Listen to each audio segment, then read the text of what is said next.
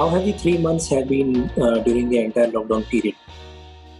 Oh, 3 months at home, it's, there's a lot of time as actors, we have just sat at home and waited for work to happen and nothing has happened and we just sat at home.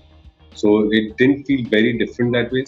What has been very difficult is to stay away from friends and not meet all your family members. That's been something that has bothered me. Otherwise, you've only found time to keep evolving, keep growing, keep reading, keep finding out ways to just go through this time period and hope that when things start opening up, you're ready for it. So yeah, that's all I've done for the last 3 months. Just sat and waited and ready, really raring to go now once we start opening up. And I mean, you sort of answered my second question, but still, I would want to know that are you used to it by now, or when is it starting to get frustrating now? No, it does get frustrating at times. I wouldn't deny that'd be a lie. But at the same time, you know what it is and you understand it, which is why you accept it. So I am in a state of acceptance of the reality right now that things are really bad and we need to adapt to it. So yeah, we are right now. I am just waiting for all the industry people in the industry to really find out ways of how we can get back on work and find a way to start shooting again. And I mean, I was already shooting for something. We had built a huge set.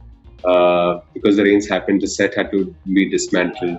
So all of those things are hurtful because you know that they will incur losses because of that. That is frustrating.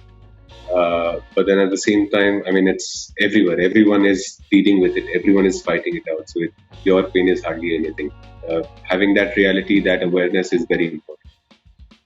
Uh, and talking about Bulbul, please tell us about the entire experience and when was the film shot and how did everything come together eventually? Oh, my experience with Bulbul has been like I think, and I can truly say it that probably after the film, I am, if not a better person, at least a more aware person about my own self. So it's been a very important film as far as my personal life is concerned. We shot this film in last year around Feb to March end, and a bit in April May last year, and yeah, and film released now, so all good. And how do you see the life of Bulbul? And if you could explain the character arc to us from your perspective. Uh, so I think the beauty about Bulbul's character is the fact that you see how someone who's vulnerable, who's not been given the wings to fly, has been caged throughout, eventually realizes that there are wings which are already there, and you're just not aware of it. And she gets aware of her power, her strength, and decides to fly on her own. I think it's extremely inspiring. I personally feel it's aspirational for a lot of women, especially young women in our country, who probably don't have the strength or don't realize that they are capable of flying and soaring high in life. And I think once they see Bulbul film and the way Tripti has really put it out there, which is so humanizing every emotion that the character would have gone through, really connects with the audience and people really feel inspired to go out and say, you know what, I'm capable of things. I will not be repressed. I won't be oppressed, and I am independent and I'm strong enough to do everything on my own. So that's my core feeling that should be translated, and it is translated actually in the film. And I hope it reaches out to people and they get really inspired by it. And talking about Satya, what was that one thing that made you say yes to the character? Satya, to me, I've been saying this in every interview, and I hope it's not misunderstood. I really love the story and screenplay of the film. I when I read when I read the character, I just felt that you know the audience happens to know more than Satya does. He starts off as someone who the audience sees what he sees, and then after a point in the film, the audience knows more than what Satya does. All the character in the films happen to know more than Satya does, and I found him to be a little bleak and a little dumb on paper.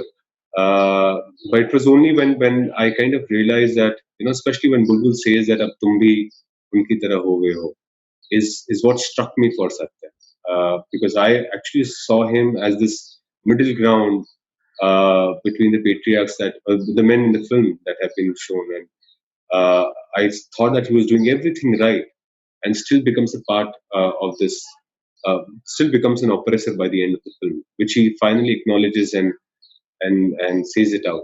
So that was something that really struck me, and I realized that it's so relatable for the present time, because in our society, in our present society around me and people that we see, I don't. I mean, I hardly find really obvious patriarchs who are oppressive. It's the closet patriarchs that I'm really that really affect us now. And Satya was one of those. I in fact identified myself as one, and I hope when people watch the film, they recognize it, they identify it, they realize it, and they probably realize that they are also part of the oppression, and make that shift, like I am really trying to do in my own personal life. So Satya for me was that guy who could inspire those closer patriarchs to make that shift.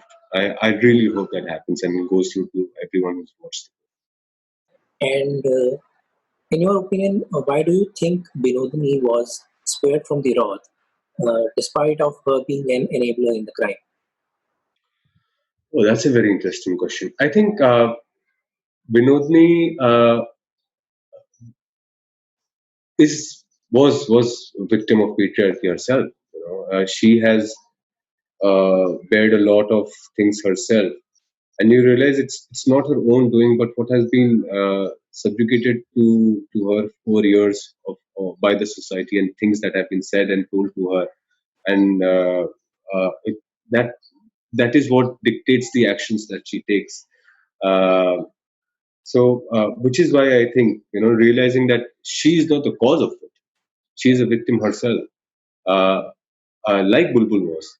It's just that Bulbul made the choice, and which is why Bulbul is so aspirational, because she made the choice of saying, you know what, I will make the shift, and she does. And Binodni, unfortunately, wasn't able to. She stayed there, and so we see a clear distinction of someone who made the choice to fly high, and the other one could not. That's also a great piece of writing from Anvita, because there are clear distinction of the choices that you make, and how it results into. So I think Vinodni's part was one of the most essential parts in the film, to really show that distinction between how one responds to a situation and how one should. It's often said that acting and reality, they consist of nine emotions. So I would want to know from you that what is your favorite emotion to portray on screen? I Yeah, I haven't really thought of it as an actor. I think I would like to believe I'm fluid enough to engage with all the emotions and have equal value for it. In a personal life, also, I have someone who's kind of always believed that there's not one emotion that there's the whole idea of happiness that we have shared around, and the pursuit of happiness, which I think is a myth. I feel that there needs to be equal value for all emotions in life, and which is why, as an actor too, I don't really have any special inclination towards one emotion. I think all of them have equal value for me, and as an actor too, I think that would translate, because I want to express all of it. And when it comes to acting, are you someone who leaves the character on set, or does it come back to home with you? Uh, I I think there is a leftover that happens, but by the time you start your next one, you let go. But I won't say that yeah I'm completely disconnected with what I have done or what I've created. It stays with me for some at some place, and I'm sure at a subconscious level it does leave an imprint in your mental makeup. Yeah, but I mean because you are a working actor and you move on to the next one, you create something new again. Uh, One of my acting teachers really gave me an example of sand artists. You know, sand artists who create sand art by the beach, and they create something beautiful. And the next day there's a high tide, and the waves will just wash away all the art that they have created, and they have to recreate it again. Uh, Ideally, I pursue to be one of those who can do that, but I'm not sure if I'm completely there yet because I do carry a bit of baggage, which I'm working on. I'm really working on moving out of that. And everyone has a fair bit of highs and lows, despite of our surrounding or our work or anything that affects us as a human being. So I would want to know how do you deal with your lows? Oh, I when the days aren't best, I indulge. I indulge in my sadness.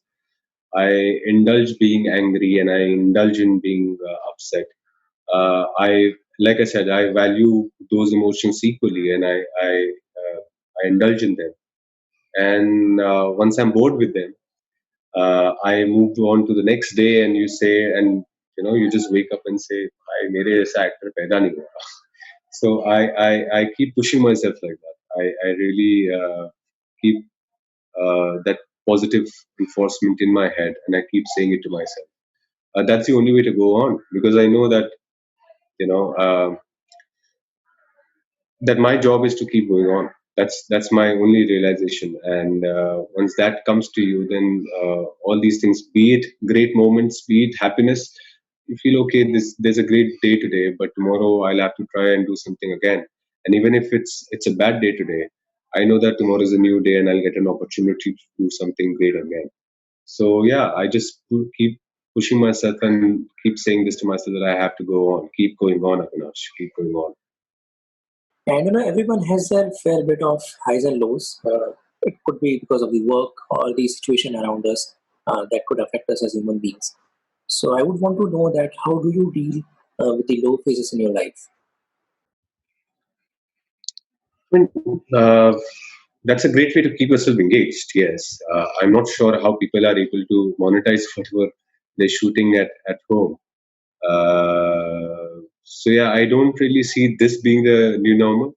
There has to be a shift. Of what I know, the shoots have started in certain areas, and people like I think television shoots have begun, and with time, we will also adapt to a new way of shooting. But sitting at home and making short videos definitely cannot be the normal that I want to be a part of. There will be a change, and I'm sure we'll all adapt. And now that people have started shooting from their homes, short videos, short films, or songs, everything as of now is being done from the comfort of people's homes. So, do you think that this is going to be the norm for some time, or do you see this maneuvering into an entirely different direction? Well, if you ask my personal opinion, I see a lot of people uh, who do their jobs and they have to go to their offices and do the job. They're considered to be essential workers and they are working for what they are doing their jobs. I personally feel if you ask me, I would want to do that. I really think and I value my work equally, and I would want to step out and do the work. But what is most important is realizing that there are a lot of people who work on a set. Uh, uh, Acting is a very intimate space job where you interacting with people all the time, and it's an intimate job.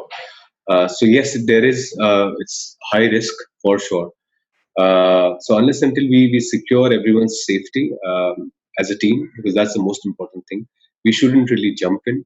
Also, actors being the most vulnerable, considering everyone else can at least wear masks and perform and do their jobs. Actors can't do that. I can't be wearing a mask and doing a part. So yes, you do become a little more vulnerable. Um, but if you ask me personally, I am willing to take the risk. as long as the team is taken care of and safe. And last, people are starting slowly to get back to work in terms of shooting.